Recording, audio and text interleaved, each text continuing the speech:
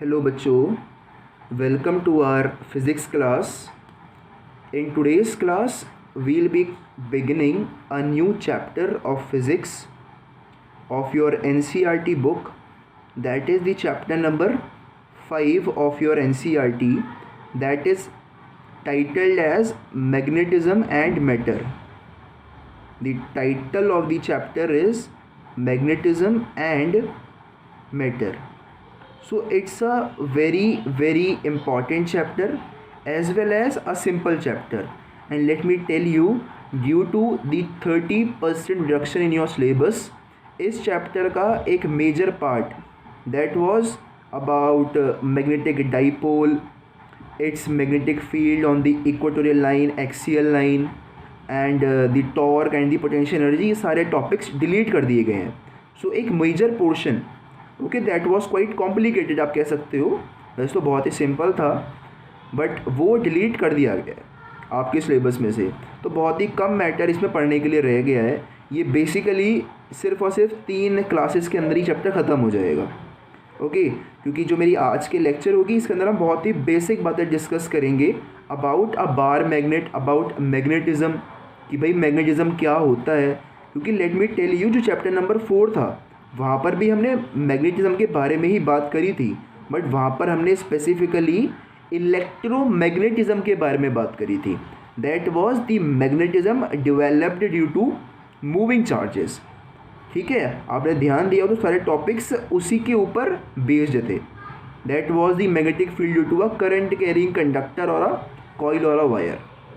सो इस चैप्टर के अंदर हम डिस्कस करने वाले हैं about natural magnetism. That is कि एक बार मैग्नेट क्या होता है, उसकी क्या क्या प्रॉपर्टीज़ होती हैं, उसके बाद मैग्नेटिक फील्ड के बारे में, मैग्नेटिक फील्ड लाइंस के बारे में, उनकी प्रॉपर्टीज़ के बारे में, और at the end about the magnetic dipole. ये सब हम आज इस चैप्टर के अंदर, इस लेक्चर के अंदर पढ़ेंगे इस चैप्टर में से. So let us begin. Be very calm, keep making notes and be attentive, क्योंकि ये एक बेसिक लेक्चर है. If you will understand this entire lecture तो आपको एक अच्छा फील आ जाएगा about magnet, about magnetism, about magnetic dipole. तो फिर आप जो हम कल टॉपिक्स पढ़ने वाले हैं, specially current loop as a magnetic dipole and after that the atom as a magnetic dipole, तो वो सब आप अच्छे समझ पाओगे. ओके सो आज की ये लेक्चर बहुत ही बेसिक है. So be attentive, keep understanding everything. So let us begin. First of all let's discuss what is a magnet.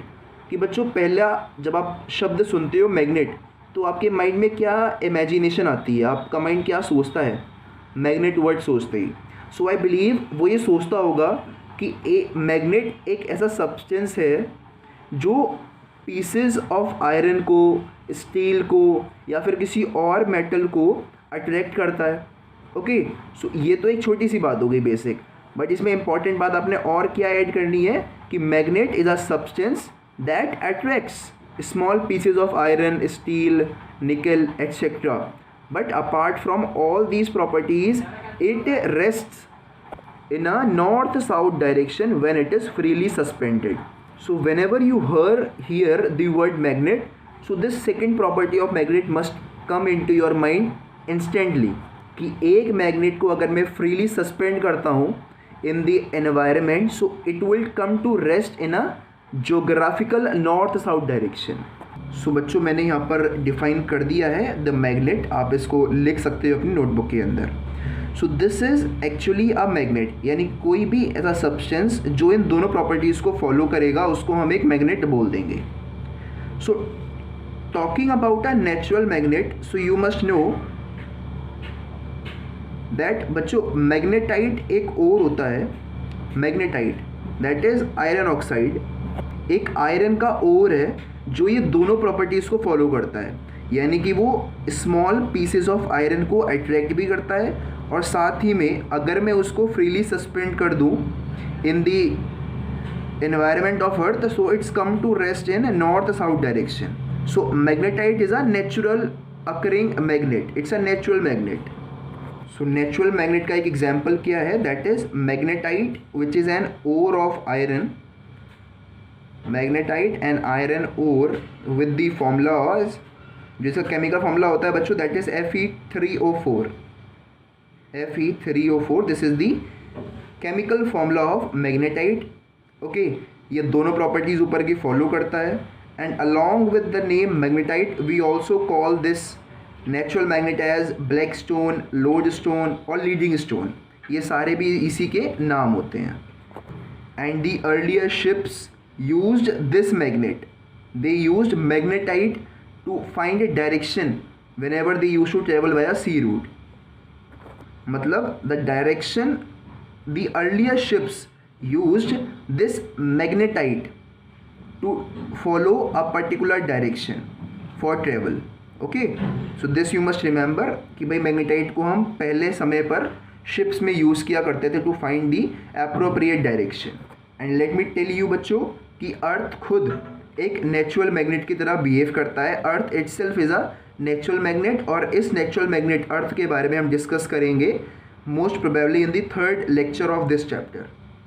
And these natural magnets are not so strong, ये ज़्यादा strong नहीं होते हैं.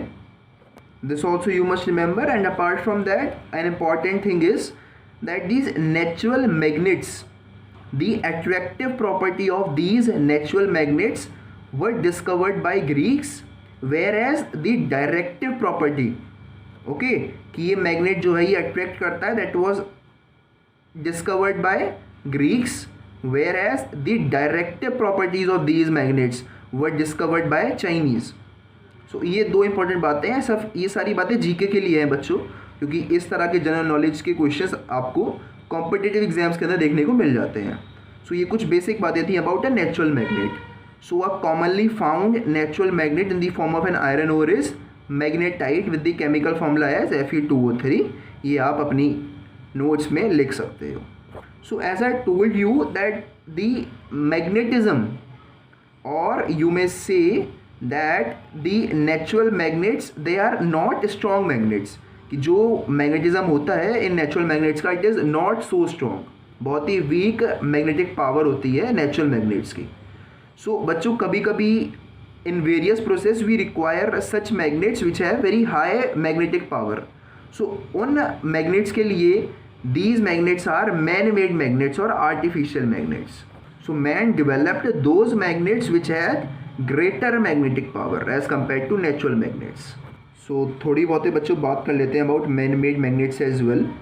सो the reason behind making man made magnets was, first reason was the weak magnetic power of natural magnets. Second was the irregular shape of the natural magnets, कि जो इनका shape होता है वो बहुत इरेगुलर होता है. तो अगर हमें किसी डिवाइस के अंदर एक प्रॉपर शेप की मैग्नेट को लगाना है, so what we need to do is we need to modify these natural magnets, and these are modified by rubbing with some ordinary iron pieces. Okay, और उन्हीं को हम बोल देते हैं man made magnets. The best example of a man-made magnet is a bar magnet. Okay, I am giving you these examples of these. So the best example that you could get is a bar magnet. I hope you might have seen this bar magnet. And apart from bar magnet, there are two more examples that you can consider as the good examples of man-made magnets, which are U-shaped magnets and magnetic needle. और अगर कोई आपसे ये पूछता है कि how can we demagnetize a man made magnet और a bar magnet, so आप कहोगे there are two ways to demagnetize a magnet, क्योंकि ये भी कभी कभी आपके एग्जाम के अंदर आया है. How can we demagnetize a artificial और a bar magnet. So there are basically two methods to demagnetize a bar magnet. The method number 1 is by heating it, and the method number 2 very famous seen by children a lot of time is by throwing it repeatedly on the floor. कि आपने देखा होगा कहा जाता है कि whenever you handle a bar magnet do not throw it again and again on the floor, otherwise it will lose its magnetism. तो वही यहाँ का सेकेंड पॉइंट है, that is by throwing it repeatedly on the floor. So these are the two ways by which you can demagnetize a bar magnet. तो बच्चों अब थोड़ी properties discuss कर लेते हैं of a bar magnet which are important, आपकी exams के अंदर भी आती हैं. That is properties of a bar magnet.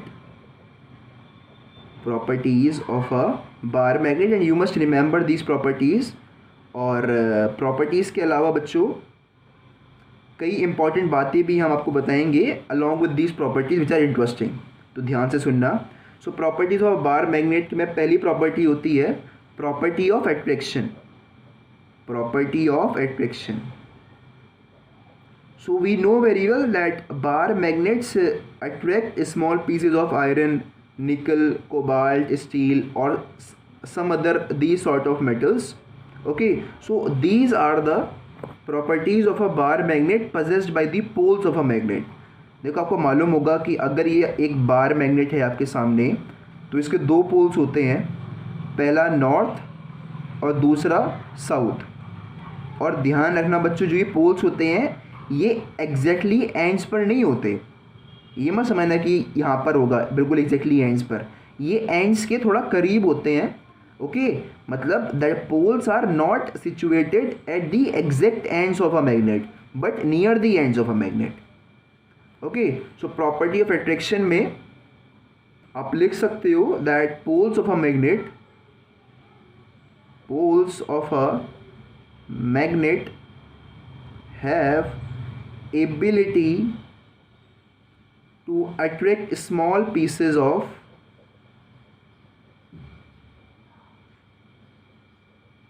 magnetic materials. This is the best term for all those iron, steel fillings. Okay, magnetic materials. So this is an important property.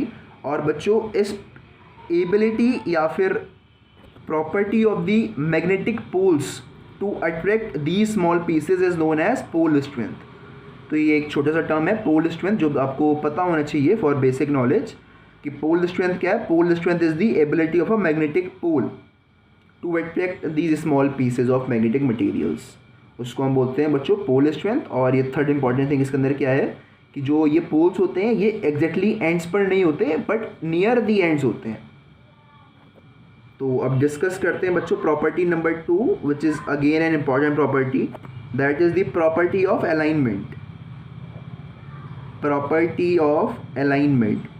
तो ये तो आपको बता ही चुके हैं पहले that if a bar magnet is freely suspended it comes to rest in such a way that the north pole of the magnet points in the direction of geographical north pole and the south pole of a magnet poles and the south pole of a magnet points in the direction of geographical south pole. अगर आप इसको diagrammatically देखना चाहते हो so I can draw this over here और आप इस बात को अपने आप लिख लो इस प्रॉपर्टी के आगे that when a bar magnet is freely suspended then the north pole of a magnet points in the geographical north direction and the south pole of the magnet points in the geographical south direction. I hope कि आपको directions तो अच्छे से मालूम होंगे कि कहाँ north होता है कहाँ साउथ होता है. So north is over here, south is over here, this is east and this is west. This is a basic knowledge of geography that you must know, that is the geographical directions. So over here आपको दिख रहा होगा कि अगर मैं इस magnet को एक फ्रीली सस्पेंड करता हूँ by tying it with a wire. Okay, so क्या होगा कि ये मैग्नेट इस तरह से रेस्ट करेगा कि इसका north pole geographical north pole के डायरेक्शन में होगा और south pole geographical south pole के डायरेक्शन में होगा. So I hope this property of alignment is also clear to you. Now the property number 3, a very very simple property that is unlike magnetic poles attract each other and like magnetic poles repel each other. So unlike magnetic poles attract and like poles repel each other.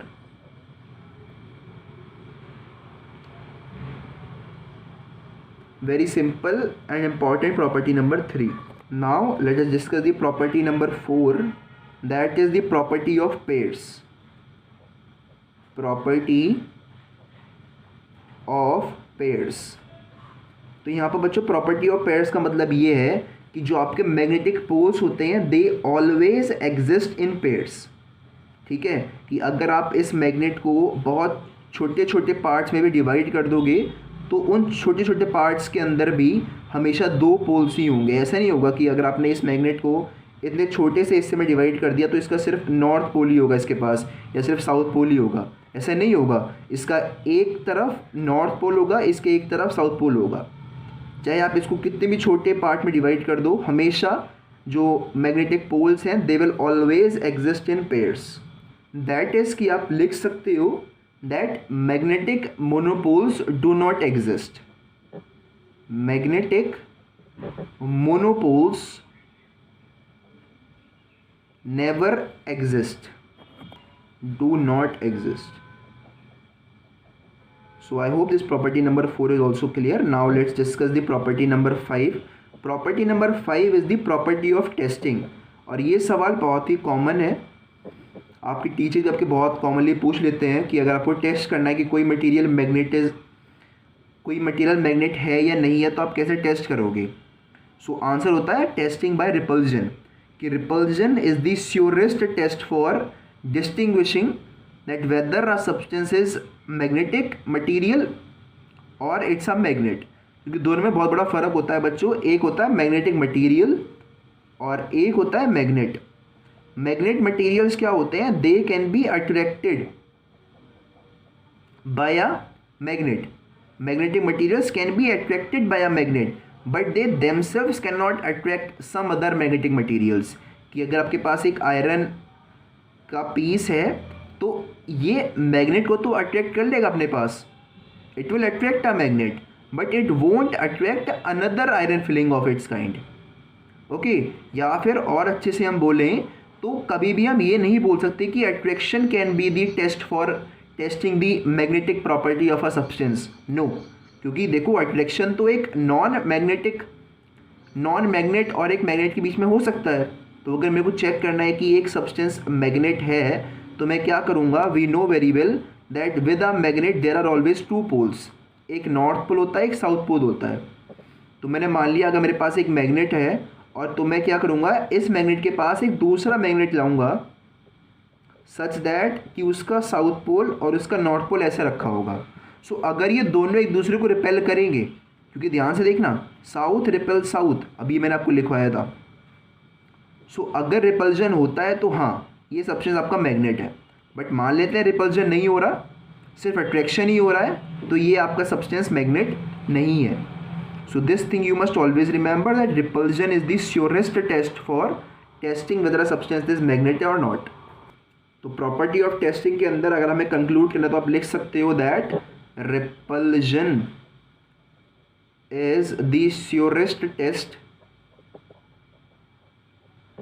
for distinguishing between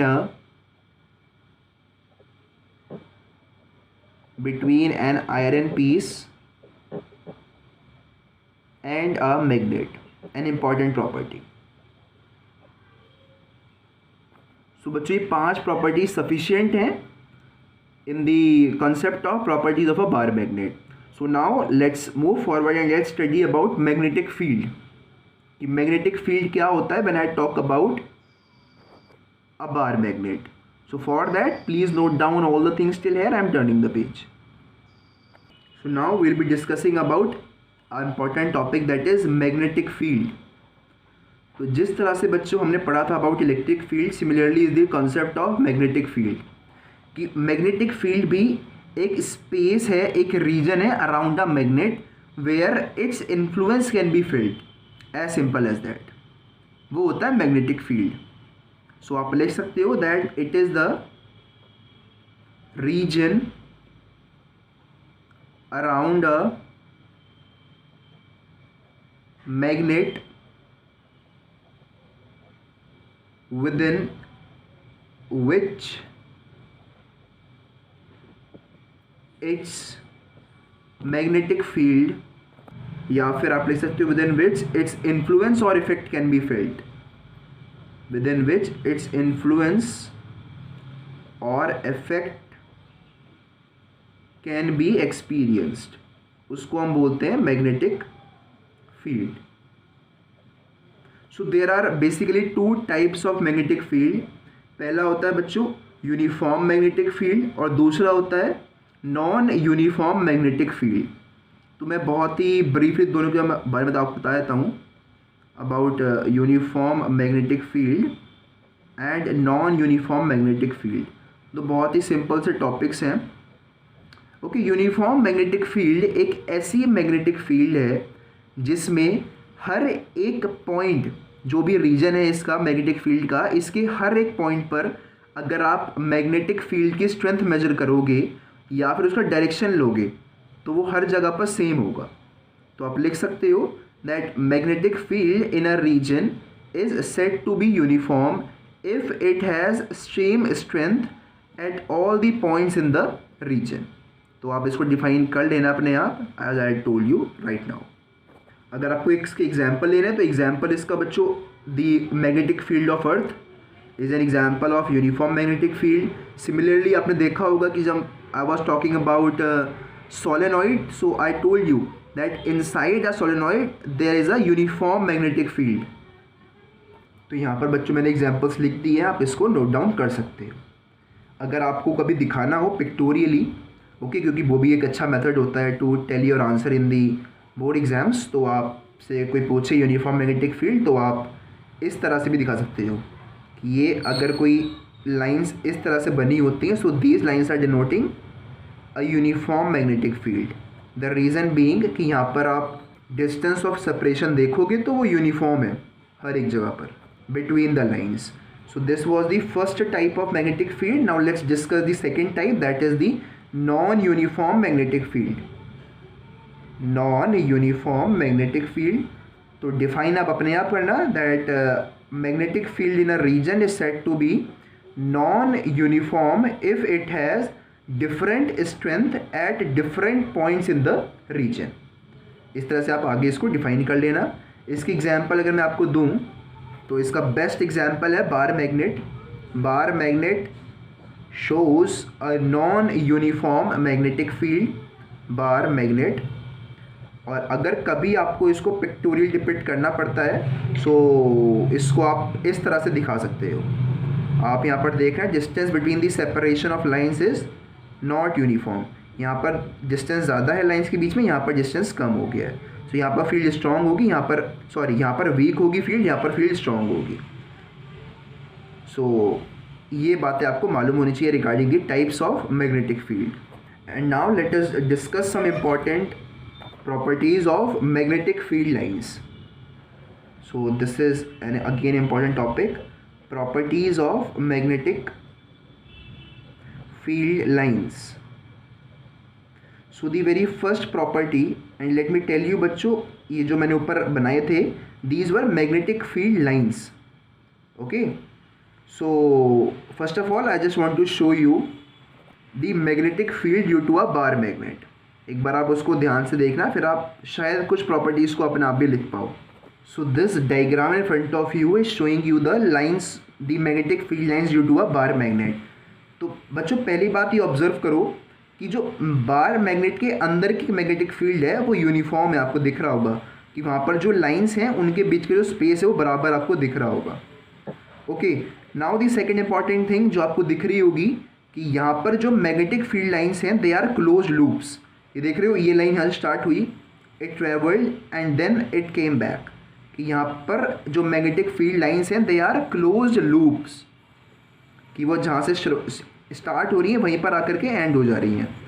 other important thing you could see is कि outside the bar magnet the magnetic fields lines are travelling from north pole to south pole, whereas inside the magnet the magnetic field lines are traveling from south pole to north pole. I hope ये बातें आप देख पा रहे होगे इस diagram के अंदर। और आपको ये भी दिख रहा होगा कि अंदर जो डिस्टेंस है between the lines, between the magnetic field lines, it's very small as compare to the distance between magnetic field lines outside the magnet.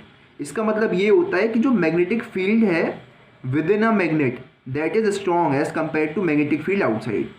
ठीक है, यानी कि अगर ये जो लाइंस हैं दे आर वाइडली स्पेस्ड तो वहाँ पर मैग्नेटिक फील्ड वीक है, अगर दे आर क्लोजली स्पेस्ड तो वहाँ पर मैग्नेटिक फील्ड आपका स्ट्रॉन्ग है। तो बस यही प्रॉपर्टीज़ को हम यहाँ पर आपको लिखवा देंगे, they are very very important. So write down all the properties one by one. The first property is that magnetic field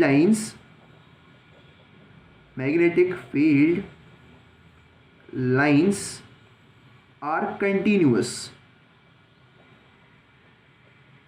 and closed curves. आपको दिख रहा होगा दैट जिस पॉइंट से ये लाइन स्टार्ट हो रही है वहीं पर आकर के वो एंड हो जा रही है। They are continuous and closed curves as you could see from this figure. ये भी इसके आगे आप लिख सकते हो that they travel from closed curves travelling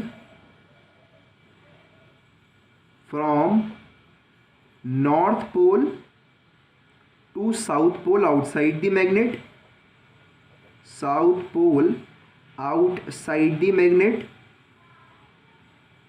and from south pole to north pole inside the magnet, and from south pole to north pole inside the magnet. So this was a property number first that you must know regarding magnetic field lines. Now the property number 2, which tells you the direction of the strength or the intensity of magnetic field. Okay, so वो कहते हैं कि अगर आप इस curve के ऊपर किसी भी पॉइंट पर एक टेंजेंट ड्रॉ करते हो, लेट मी से आपने इस पॉइंट पर एक टेंजेंट ड्रॉ किया इस तरह से, so this tangent gave you the direction of the intensity of the magnetic field at that particular point. कि अगर आपको किसी भी पॉइंट पर निकालना है कि क्या स्ट्रेंथ है मैग्नेटिक फील्ड की, तो आप वहाँ पर एक टेंजेंट ड्रॉ कर दोगे, it will tell you. So second property यही है that the tangent at any point on the magnetic field lines, MF मतलब magnetic field lines, gives the direction of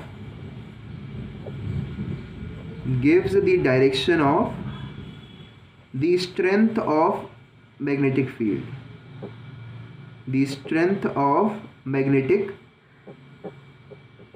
field at that point. This is the point number 2. I hope this is clear.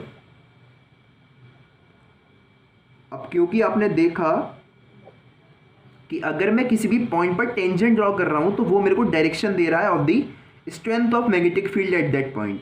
अब हमें अच्छे से मालूम है कि भाई अगर पॉइंट 1 है तो वहां पर strength of the magnetic field भी कोई एक ही वैल्यू होगी, ऑब्वियस सी बात है।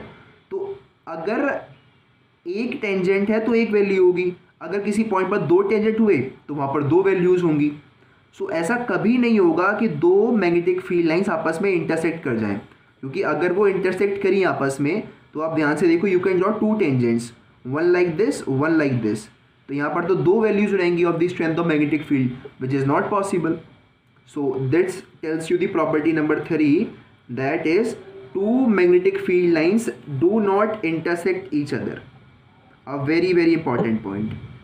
2 magnetic field lines do not intersect each other.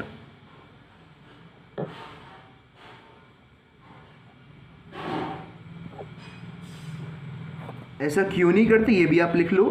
लिखो आगे that if they cross each other than at the point of intersection 2 tangents can be drawn, therefore there will be 2 directions of magnetic field which is not possible. बस ये आपका answer होगा कि इसलिए हम 2 magnetic field lines को आपस में इंटरसेक्ट नहीं कर सकते। So property number 3 was this. Now property number 4 also you may right that widely spaced lines represent weak magnetic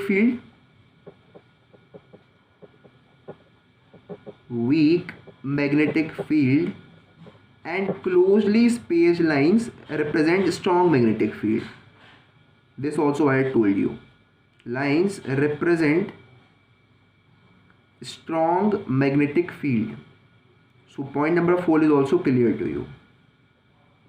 And let me tell you one thing कि बच्चों जो ये मैग्नेटिक फील्ड लाइंस हम बनाते हैं, they are not real lines, they are just imaginary lines. but these imaginary lines represent magnetic field which is real. Okay तो आप point number 5 अगर चाहते हो तो लिख सकते हो that although magnetic field lines are not real but they represent a magnetic field which is real. So this can be of property number 5, that although magnetic field lines are not real but they represent a magnetic field which is real.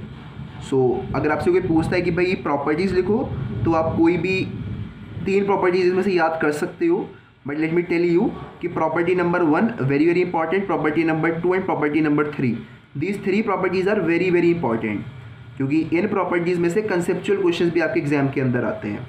अब यहाँ पर बच्चों एक बात ध्यान देने वाली थी कि अगर मैं मैग्नेटिक फील्ड लाइंस और इलेक्ट्रिक फील्ड लाइंस को आपस में कंपेयर करूँ तो आपने एक बात ऑब्जर्व करी होगी कि magnetic field lines are continuous and closed curves. कि जो मैग्नेटिक फील्ड लाइंस हैं दे आर कंटिन्यूअस कर्व्स, कि जहाँ से स्टार्ट होते हैं वहीं पर आके एंड होते हैं, जबकि इलेक्ट्रिक फील्ड लाइंस में ऐसा नहीं था. Okay so first difference. Second difference is that magnetic field lines exist with in the body of the magnet. आपको दिख रहा होगा कि ये इस बॉडी के अंदर भी एग्जिस्ट करते हैं, जबकि जो इलेक्ट्रिक फील्ड लाइंस थी they do not exist with in a charge conductor. इसको आप स्पेशली इन प्रॉपर्टीज के नीचे नोट डाल के लिख सकते हो that electric lines of force do not exist with in a charge conductor. The electric field inside the charge conductor is 0. Okay but the magnetic field is never 0 inside a magnet, क्योंकि अंदर भी आपको magnetic field lines दिख रही होंगी. So a very very important difference, 2 important difference I had told you. पहला continuous का और दूसरा the lines inside a conductor and inside a bar magnet. So I hope this 2 differences between electric field lines and magnetic field lines is also clear, और ये आपके exams में बच्चों पूछे जाते हैं. So you must remember these point of differences. So आप इन प्रॉपर्टीज़ को नोट डाउन कर लीजिए. I am turning the page. So बच्चों अब हम डिस्कस करेंगे आज का last topic, that was magnetic dipole, magnetic dipole and magnetic moment, और इसी को हम नेक्स्ट लेक्चर में भी कंटिन्यू करेंगे. Magnetic dipole and magnetic moment. So पहला समझना ये ज़रूरी है कि बच्चों मैग्नेटिक डाइपोल क्या होता है.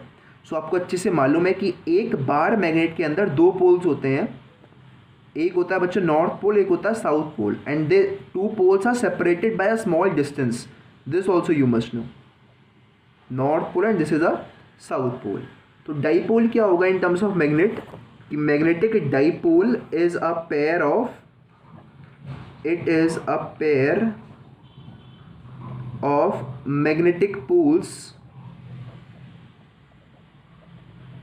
Of equal and opposite strength, equal and opposite strength, separated by a small distance, separated by a small distance. इसको हम बोलते हैं बच्चों मैग्नेटिक डाइपोल.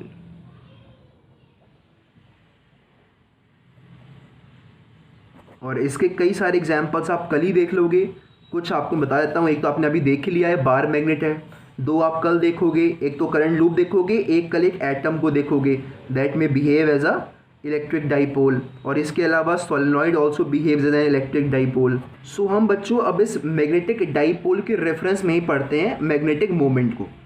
सो बच्चों मैग्नेटिक मोमेंट क्या होगा, हम क्या करेंगे, इस पोल्स को कह देंगे कि भाई इस पोल का जो मैग्नेटिक स्ट्रेंथ है दैट इज स्मॉल m. ये स्मॉल m क्या होगा, ये पोल स्ट्रेंथ होगा इस मैग्नेट का. And we will say that let this magnet be separated by a distance of 2l. हम मानते हैं दोनों के बीच की दूरी 2l है. So the product of this pole strength and the distance of separation is known as magnetic moment. इसी को आपको हम लिखवा देते हैं अब. सो यहाँ पर बच्चों मैंने उसको लिख दिया है, आप इसको नोट डाउन कर सकते हो. That magnetic dipole moment it is defined as the product of the pole strength of the either pole, चाहे आप नॉर्थ को लो या फिर साउथ को, क्योंकि आपने देखा था कि दोनों का ही जो स्ट्रेंथ है वो इक्वल है.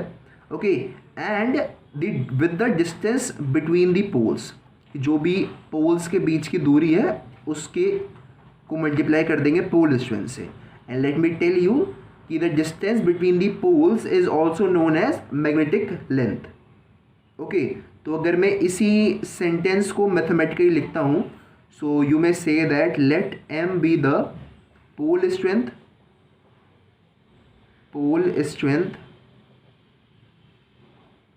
of each pole. Let m be the pole strength, then your capital M, which is magnetic dipole moment, it will be equal to small m into 2L, where 2L is the distance of separation between the two poles. Okay, so this is the mathematical formula for magnetic dipole moment. I hope this formula is also clear. अब एक important बात ये है कि बच्चों जो ये magnetic dipole moment होता है, it is a vector quantity. m is a vector quantity. So अगर हमें यही सेम चीज़ एज वेक्टर्स लिखनी होगी तो आप कैसे लिखोगे? You will write that m vector is equal to pole strength into 2L vector, जहाँ पर बच्चों जो ये 2L वेक्टर है, where this 2L vector is the magnitude, is the magnetic length directed from south pole to north pole, directed from south pole to north pole। तो इस बात से आपको एक बहुत ही अच्छा चीज़ सीखने को मिली कि 2L का डायरेक्शन कहाँ से कहाँ तक है, it is from south pole to north pole. So the direction of magnetic dipole moment will also be from south pole to north pole. यानी कि आपसे कोई पूछता है कि tell me the direction of magnetic dipole moment, तो वो इस डायरेक्शन में होगा, from south pole to north pole, इस डायरेक्शन में। तो आप इस बात को नीचे लिख सकते हो, the direction of magnetic dipole moment, magnetic dipole moment is from south to north pole, an important point that you must keep in your mind, क्योंकि ये क्वेश्चन भी आपके एग्जाम्स के अंदर आता है। अब बात करते हैं इसकी SI यूनिट की। So the SI unit of magnetic dipole moment is either ampere metre square और joule per tesla, ampere metre square और जूल पर टेस्ला। अब एक इम्पॉर्टेंट बात आपको अपने माइंड के अंदर रखनी है, वो ये है कि as I had already told you कि बच्चों जो ये पोल्स हैं, नॉर्थ पोल और साउथ पोल, ये एग्जैक्टली एंड्स पर नहीं होते, ये नियर दी एंड्स होते हैं। सो जो मैग्नेटिक लेंथ है, दैट इज इस 2L की जो वैल्यू है, वो actual length of the bar magnet से कम होती है। So an important point that you must remember. और इसके बाद मैं चाहता हूँ कि आप एक नोट डाल के एक और इम्पॉर्टेंट चीज़ लिख लो, जो शायद आपके कंसेप्चुअल क्वेश्चंस में आपकी हेल्प करेगी। लिखो बच्चों कि if a magnet is cut into 2 equal parts, it's, I am repeating it again, if a magnet is cut into 2 equal parts along its length, then the pole strength of each pole reduces to half of its original value. Hence the magnetic dipole moment of each part is equal to half of the original value. Now let me explain this sentence to you. मेरा मतलब यहाँ पर ये था कि अगर मैं इस मैग्नेट को along the length of the magnet cut करता हूँ, सो जो आपके पास दो मैग्नेट्स अब अवेलेबल होंगे, एक ही ऊपर वाला एक ही नीचे वाला, तो जो इनकी डाइपोल मोमेंट होगा वो इस पूरे मैग्नेट का आधा आधा होगा, आधा इसके पास होगा आधा इसके पास होगा। ऐसा क्यों हुआ होगा? क्योंकि जो ये पोल स्ट्रेंथ थी इस ओरिजिनल मैग्नेट की, वो आधे आधे हिस्सों में बट गई है। लेंथ अब भी सेम रहेगी, आपको दिख रहा होगा, because I had cut it along the length of this magnet. So I hope this sentence was clear. So it's an important sentence. You must write it in your notes. वहीं पर एक और important point ऐसे लिखा जा सकता है कि इस बार हमने काटा था इसको along the length. Okay. In the very first case we had cut it along its length. अगर मैं इसको काटता हूँ in a direction perpendicular to the length, ऐसे काटता हूँ इसको मैं, तो इसको भी आप लिखो that if a magnet is cut into two equal parts perpendicular to its length, then the pole strength of each of the magnet remains the same, pole पर तो फर्क नहीं पड़ेगा, but the magnetic length of each part of the magnet reduces to half of the original value. Therefore, the magnetic dipole moment of each part is equal to half of the original value. कि अगर कोई कहता है कि मैंने उसको length के perpendicularly cut किया है तो उस समय पर भी हाफ हो जाएगा डाइपोल मोमेंट, बट हाफ होने के पीछे का रीज़न होगा इस लेंथ का हाफ होना।